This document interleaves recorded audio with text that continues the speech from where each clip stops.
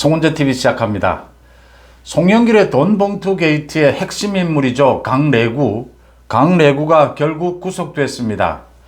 검찰이 1차 영장 청구에서는 기각이 됐는데 어제 2차로 영장을 청구한 것이죠. 어제 구속 결정이 나서 전격 구속이 됐습니다. 강래구가 구속이 되면서 그 다음 송영길도 구속이 될 것으로 보입니다. 이어서 이제 현역 의원들 속속 소환이 될 것으로 이렇게 예측이 됩니다. 강래구 핵심 인물인 강래구에 대해서 검찰이 신병을 확보했다라는 게 돈봉투 게이트 수사가 활기를 띨 수 있다라고 보입니다. 그 다음 김남국이 어제 자신의 가상화폐 의혹에 대해서 장문에 해명을 했습니다. 해명을 했는데 해명이 거짓말이고 또 해명을 했는데 의혹은 더 커져가고 있습니다. 먼저 성추행으로 극단적인 선택까지 한 박원순에 대해서 또 다큐를 만든다라고 합니다.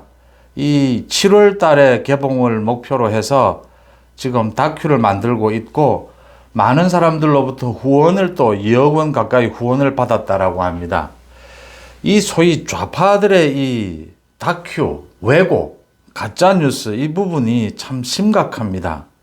박원순에 대해서 지금 피해자가 엄연히 있는데 성추행으로 피소가 된 직후에 극단적인 선택을 한 이 박원순에 대해서 국가인권위원회도 이게 성추행이다라고 판정을 한 이 부분에 대해서도 이걸 왜곡을 합니다. 박원순이 성추행을 한 것이 아니고 피해자가 먼저 박원순에게 접근했다. 박원순이 그동안 많은 인권 변호사로서 활동을 했는데 이제 박원순은 떠났지만 이제 남아있는 사람이 박원순을 변호하려 한다. 이런 식의 접근입니다. 지금 다큐가 문재인 다큐, 조국 다큐, 그 다음 거슬러 올라가면 이 좌파들의 다큐, 노무현 다큐부터 시작을 합니다. 이 좌파들의, 그러니까 자신들의 불리한 부분은 아예 쏙 뺍니다. 그 다음 유리한 부분만 이제 다큐로 만듭니다. 그러면서 이 다큐가 정치 다큐가 아니다. 가령 문재인 같은 경우에 사료값을 국가에서 지원해 주지 않는다고 자신이 키우던 개를 문재인이 소위 버린 셈입니다. 이런 내용은 모두 뺍니다. 5년 동안 국가를 망쳐놓았던 원전을 폐쇄하고 북한에 접근을 해서 우리 안보를 망쳐놓았던 그 다음 윤석열 후보 시절에 이야기한 겁니다. 국가를 거대한 이 이권 카르텔로 만들어 놓은 이런 부분들 전부 빼버리고 문재인의 퇴임 뒤에 감자를 심고 그러니까 불리한 부분을 모두 뺍니다. 아니면 이제는 왜곡을 합니다. 아예 가짜뉴스를 만듭니다. 이 박원순이 그런 경우입니다. 성추행으로 본인이 극단적인 선택까지를 했는데 피해자가 엄연히 있는데 이게 성추행이 아니고 피해자가 먼저 접근한 것이다. 다큐에서 이런 주장을 합니다. 조국 마찬가지입니다. 지금 재판에서 부인이 감옥에 들어가 있고 자신도 지금 재판 2심 중입니다. 재판에서 입시 부정을 한 것이 드러났습니다. 그런데도 조국이 잘못한 게 없다라고 주장을 합니다. 이 재미를 본 게 노무현부터 이기 시작이 됐습니다. 노무현이 극단적인 선택을 하고 난 뒤에 노무현 다큐, 노무현 영화 막 쏟아졌습니다. 제가 거듭 말씀을 드리지만 노무현을 평가하는 데 있어서 가장 중요한 것은 인간 노무현이 아닙니다. 대통령으로서의 노무현이 제대로 된 국정을 이끌었느냐 이게 가장 바탕이 되어야 합니다. 인간 노무현을 그렇게 관심이 있습니까? 그걸 왜곡하는 데 이제 출발이 되는 겁니다. 노무현이 이제 숨진 박연차 회장으로부터 돈을 안 받았다라고 주장까지 합니다. 가짜 뉴스로. 이렇게 사람이 숨졌다라고 해서 사실을 왜곡을 합니다. 박원순 마찬가지입니다. 그렇지 않은 경우 문재인 같은 경우에는 정치 다큐, 역사 다큐가 아니다라면서 문재인이 잘못한 부분은 다 빼버립니다. 그러고선 문재인이 괜찮은 사람이었다. 조국이 억울하다. 박원순도 억울하다. 노무현 인간적이었구나. 이런 식으로 이제 왜곡이 돼서 좌파들끼리 또 돈도 모읍니다. 이 제작비를 감당해야 된다라고 하면서 후원금을 모읍니다. 이런 작태가 계속되고 있습니다. 전반적으로 가짜뉴스입니다. 이렇게 좌파에서 가짜뉴스를 하니까 또 이에 대응하기 위해서 우파 쪽에서도 또 과도한 공격을 하게 되는 겁니다. 이게 지금 서로 이제 진영이 나뉘어서 서로를 악마화하는, 서로를 한쪽을 미화하고 또 서로 반대쪽은 악마화하는 이런 일이 계속 되풀이되는 겁니다. 그러니까 가짜뉴스가 가짜뉴스를 만들어내고 또 가짜뉴스에 대응하기 위해서 또 다른 가짜뉴스가 등장하는 이런 지금 구조가 되어가는 겁니다.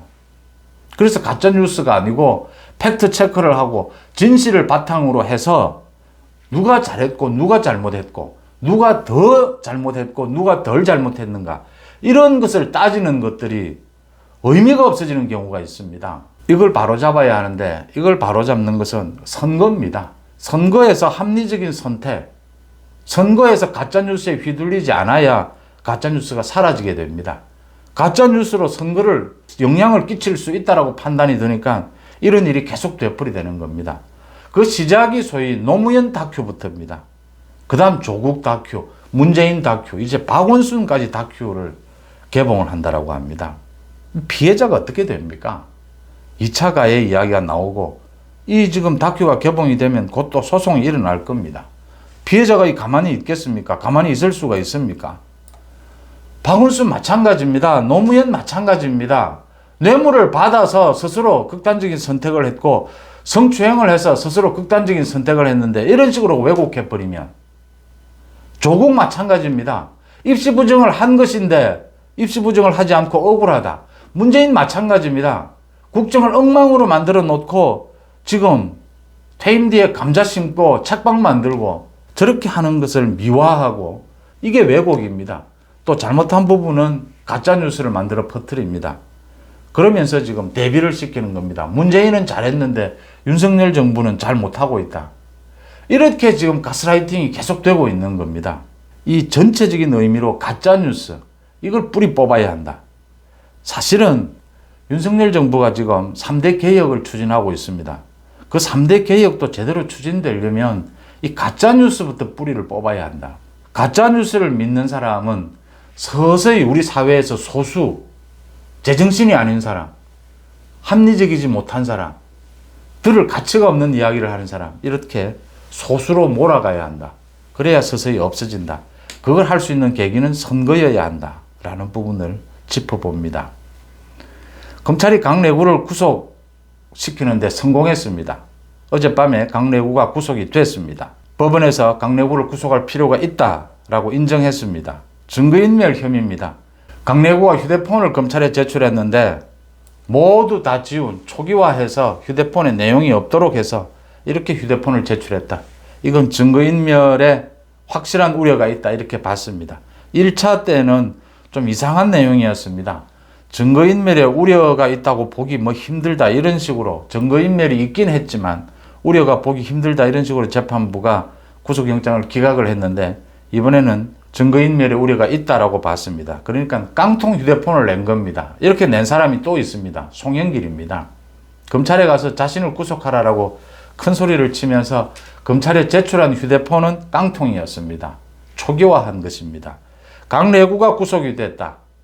송영길이 소환이 돼서 조사를 받고 나면 증거인멸 혐의가 분명하다. 구속될 가능성이 매우 커졌습니다. 송영길은 검찰 앞에 가서 쇼를 벌인 게 자신의 구속을 어떻게 면해보자라는 의도도 있었습니다. 그런데 구속이 될 것이다. 강내구가 1차에서 구속이 되지 않은 것은 좀 이상한 그런 재판부의 논리도 있었지만 자신의 혐의를 일정 부분 인정을 했습니다. 그래서 이번에도 영장실질심사에서 자신의 혐의를 일정 부분 인정을 했지만 증거인멸이 뚜렷하다. 우려가 뚜렷하다. 송영길의 외곽 조직입니다. 먹고 사는 문제 연구소. 이게 핵심이었는데 돈 봉투 살포에 이 사무실에 하드디스크를 교체하는데 개입한 정황 이런 것들이 이제 증거인멸로 인정이 됐습니다. 강내구를 구속을 하면서 수사가 활기를 띨 수가 있게 됐다. 이정근의 녹취록 또 이정근의 노트를 바탕으로 해서 이제는 현역 의원들 소환, 줄줄이 소환이 될 것이다. 그 끝에는 송영길이 있는데 현역 의원들의 소환이 10명, 20명 어디까지 가느냐입니다. 민주당에서 윤관석이나 이성만에 이어서 이 지금 계속 탈당을 시켜야 되는 이런 형편입니다. 10명을 탈당을 시킬지 20명을 탈당을 시킬지 탈당이 되는 모든 의원들은 이제 이재명을 원망하게 될 것이다. 이재명은 왜 탈당하지 않느냐? 왜 당대표직을 그대로 유지하고 있느냐, 이 불만이 계속 커져갈 수밖에 없습니다. 그 다음 김남국입니다. 김남국이 어제 해명을 했는데, 그러니까 10억여 원을 주식을 팔아서 10억여 원을 만들어서 이 위믹스 코인을 샀다. 그 다음 이 위믹스 코인이 가격이 떨어져서 지금은 9억여 원 남았다. 9억 1천만 원 정도 남아있다. 지금 이렇게 해명을 했습니다. 그런데 이 해명이 더 문제가 있는 게, 김남국은 지금 국회의원 선거에 당선되고 난 이후에 2020년부터 재산 등록을 해왔습니다. 8억 원에서 지금 15억 원으로 늘었습니다. 그 재산 등록에 이렇게 재산이 있는 데는 주식을 팔아서 돈이 많아졌기 때문에 재산이 늘었다, 이렇게 밝혔습니다. 그렇다면 김남국의 국회의원 재산 등록에 이 LG 디스플레이 주식을 팔았다라고 해서 금액이 올라와 있습니다. 그런데 또 2021년에 LG 디스플레이 주식을 팔아서 그 중에 10억 원으로 위믹스 코인을 샀다, 이렇게 밝힌 겁니다. 이래서 해명이 더 꼬였다라고 하는 겁니다. 또 거짓말까지 또 했습니다. 그러니까 어제도 거짓말이 드러났습니다. 김남국이 이해충돌, 자신이 위믹스 코인 거래를 하면서 이 세금을 유예하는 법안, 이 법안에 대해서 발의는 했지만 찬성 표결은 하지 않았다. 표결에서 찬성표는 던지지 않았다라고 했는데 찬성표를 던진 것으로 명단이 확인이 됐습니다. 거짓말한 겁니다. 또 어제 김남국이가 이 위믹스 코인을 일부 팔아서 400만 원 정도를 팔았다. 그런데 확인에 들어가니까 8억 원을 더 판 것이 드러났습니다. 그래서 김남국이가 전세 자금이었다, 또 이렇게 해명을 했습니다. 400만 원만 팔았다, 현금화했다라고 했는데 그게 거짓말이었다. 8억 원을 더 팔아서 현금화를 했다. 또 지금 현재 가상화폐를 9억 1천만 원 가지고 있다. 가격이 많이 폭락했다라고 했는데 현금화된 돈이 더 있을 것이다 라는 부분입니다. 의혹이 더 커져가는 겁니다. 지금 거짓말한 것, 명백하게 거짓말한 것 두 가지도 드러났습니다. 현금화한 게 400만 원 뿐이다라고 했는데 8억 원이 따로 있었다. 그 다음 이 코인 과세를 유예하는 이 법안에 대해서 찬성표를 던지지 않았다라고 했는데 찬성표를 던졌습니다. 가장 큰 것은 김남국이가 이 위믹스 코인을 언제 샀느냐라고 하는 이 시점입니다. 김남국이 이걸 지금 밝히지 않고 있는데 지난해 2월에 위믹스 코인을 김남국이 보유를 했습니다. 그런데 그 이전부터 김남국이가 위믹스 코인을 보유하고 있었다라고 하는 정황들이 드러나고 있습니다. 위믹스 코인은 지난해 2월에 상장이 됐습니다. 상장되기도 전에 위믹스 코인을 보유한 것이 아닌가, 내부 정보에 의해서 내부 거래를 한 것이 아닌가라는 의혹입니다. 지금 이 의혹의 출발이 이 거래소에서 이걸 문제가 있다, 이상한 거래다라고 본 이유가 위믹스라고 하는 소위 김치 코인을 60억 원어치나 김남국이가 어떻게 살 수 있었느냐, 이게 지금 해외 거래소에는 통용되지 않는 이 위믹스 코인을 왜 60억 원어치나 사고 팔았을까, 그것도 며칠 사이에 단기간에, 여기에서부터 이 의문이 출발을 했던 겁니다. 지금 김남국이 위믹스 코인을 인수한 시점을 말하지 않고 있습니다. 위믹스 이 코인이 지난해 2월에 상장이 됐는데 그 이전에 김남국이가 위믹스 코인을 가지고 있었던 것은 아닌가, 상장되기 전부터. 이 의혹이 불거지는 대목입니다. 그 다음 이제 말씀드렸다시피 LG 디스플레이 주식을 팔아서 10억 원으로 위믹스 코인을 샀다라고 했는데 LG 디스플레이 주식을 판 10억 원 가까이는 자신의 재산 등록에도, 자신의 공직자 재산 등록에도 등록이 되어 있습니다. 지금 10억여 원의 돈을 두 번 쓴 경우입니다. 어느 한쪽은 그냥 어디선가 생긴 겁니다.